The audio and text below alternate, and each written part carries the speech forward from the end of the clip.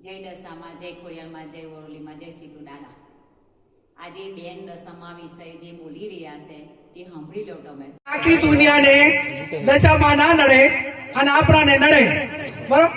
એટલે આ દશામાના જે વર્તો કરીને ઘરેથી દશા બેહાડવાની પ્રથા છે એ કોઈ પણ બેન દીકરીએ દશામાના વર્ત હવે કરવાના નહીં. બેન દશામાં વિષય જે બોલી રહ્યા છે તે સાંભળી લો તમે કે આજે આપણી માનું કેટલું અપમાન થઈ રહેલું છે. આપણે તે એક હિન્દુ જ છે, હિન્દુમાં આપણી માનું અપમાન થઈ રહેલું છે એટલે કેમ આજે જાગૃત નથી થતા આપણા હિન્દુ? કેમ આપણી દશામાં માટે જાગૃત નથી થતા? આજે દરેક હિન્દુને ફરજિયાત છે કે આપણી માનું અપમાન, આપણે રાજકારણની જગ્યાએ રાજકારણ રાખો. આપણે નથી કહેતા કે ભાઈ ભૂવા છે એટલે તમે જે અંધશ્રદ્ધામાં જાયેલા છે, અંધશ્રદ્ધા નથી. જે પરંપરા છે કે ભાઈ માતાજીના વ્રત આવે છે કે શ્રાવણ મહિનો આવે છે એ પ્રમાણે બધા આપણા સમાજમાં કરતા છે ને કરવાનું. આપણે જેને બી દશામાના વ્રત કરે છે, બરાબર, દશામાના વ્રત કરતા કોઈ દશામાં નથી કહેવા જતા કે તમે મારું વ્રત કરો કે તમે આટલો ખર્ચો કરો. પોતે મહેનત કરીને કમાઈને કરે છે, એમને ભાવ છે, એમની આસ્થા છે, એ ભગવાન આસ્થા છે કે ભાઈ અમારા ભગવાનનું આટલું કરીએ તો પોતે મહેનત કરીને કરે છે. તમે રાજકારણનો તો કોઈ પૈસા તો નહીં આપી જતા ને તમે. આજે તમે ભગવાનને એટલું અપમાન બી નહીં કરો કે તમારે પાછળની પેઢી પણ ભોગવવું પડે.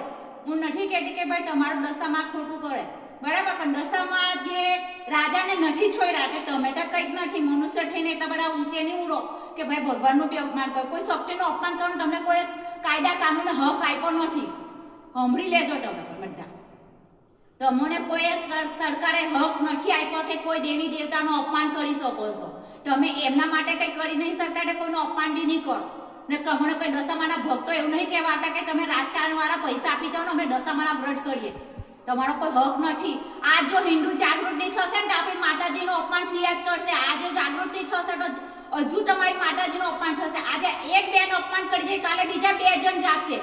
તો હવે તમારે બધાએ જાગવાની જરૂર છે.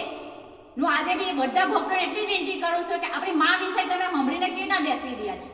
આ છોડીને તમે કેના બેસી રહ્યા છે?